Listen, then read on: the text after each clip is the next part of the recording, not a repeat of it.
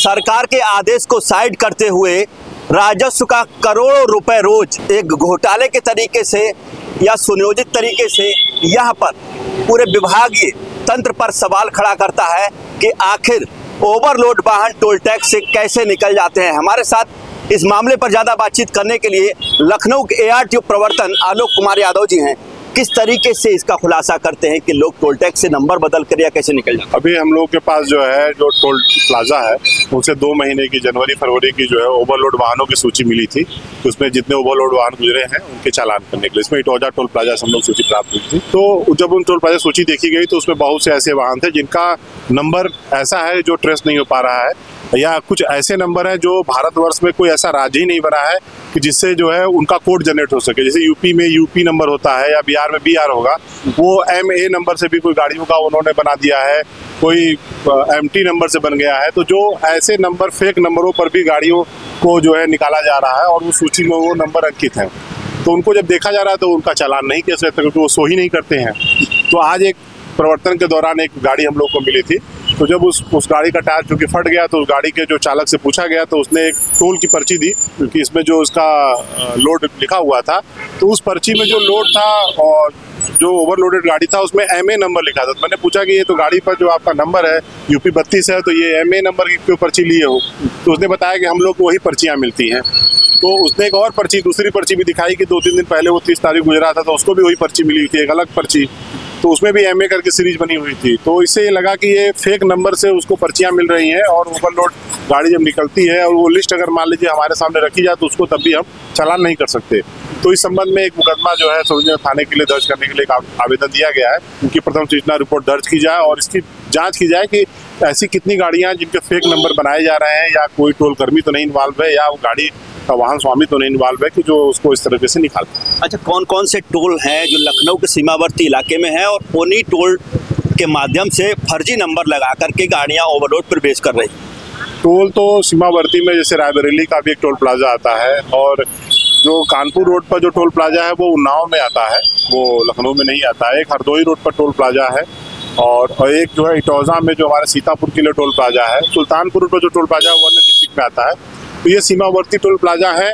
मगर जो बेसिकली जो ओवरलोड गाड़ियों की शिकायत होती है कि जो IM रोड पर गाड़ियाँ आती हैं या मोहान रोड से गाड़ियाँ आती हैं या रायबरेली रोड से आती हैं, तो कानपुर रोड से ये गाड़ियाँ रात को गुजरती हैं, उनमें उनको पकड़ा भी जाता है, प्रवर्तन कार्रवाई की जाती है, उनको सीज भी किया जाता है।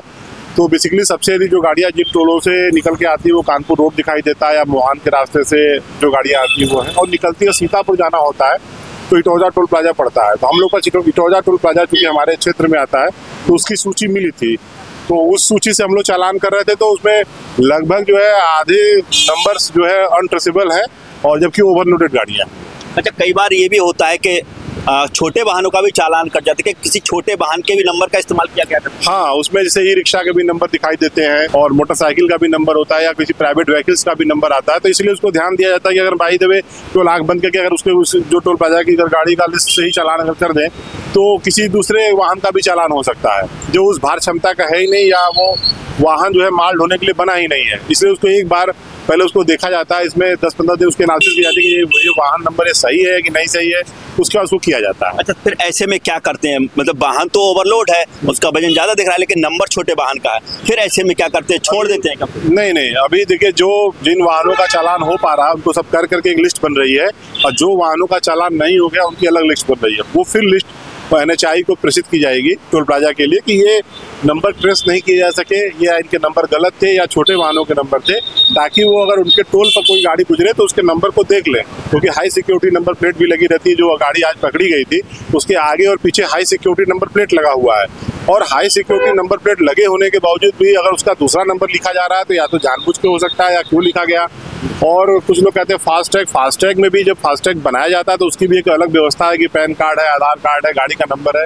तो जो राज्य कभी जनरेट नहीं है भारतवर्ष में, अगर उसका भी एक नंबर जनरेट किया जा रहा है तो कहीं ना कहीं तो जांच का विषय है।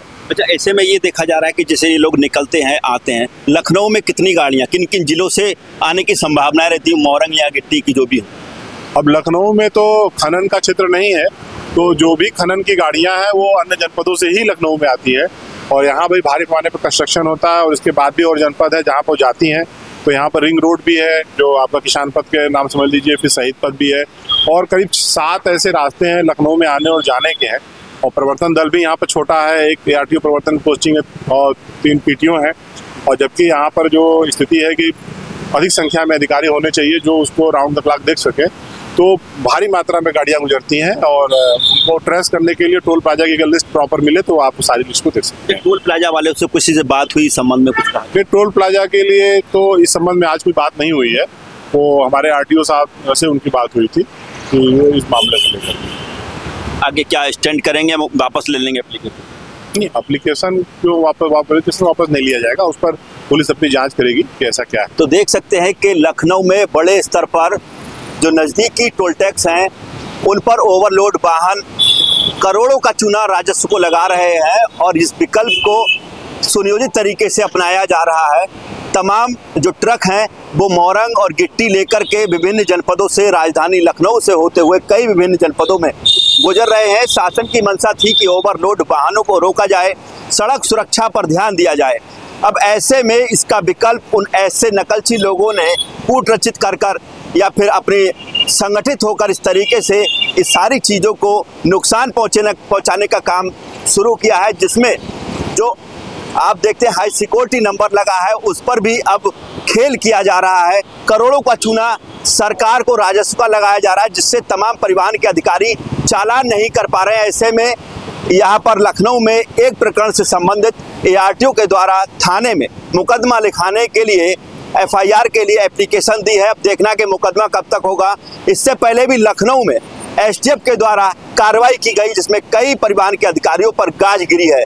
अब NHI के लोग भी इस जद में हैं जो मोटी कमाई कर रहे हैं, तमाम ऐसे लोगों का साथ दे रहे हैं जो सरकार को करोड़ों का चूना लगा रहे हैं। अब देखना ये होगा कि NHI पर क्या कार्रवाई होती है, क्या वाकई में इस खेल में राज्य स्तरीय अधिकारी भी जुड़े हुए हैं। कैमरामैन साकेत उमराव के साथ सत्येंद्र शर्मा, दैनिक भास्कर, लखनऊ। राजनीति हो या क्रिकेट, देश विदेश की ब्रेकिंग हो या आपके मोहल्ले की बड़ी खबर, सब मिलेगा एक ही ऐप में, सबसे तेज और भरोसेमंद। अभी डाउनलोड करें दैनिक भास्कर डिजिटल।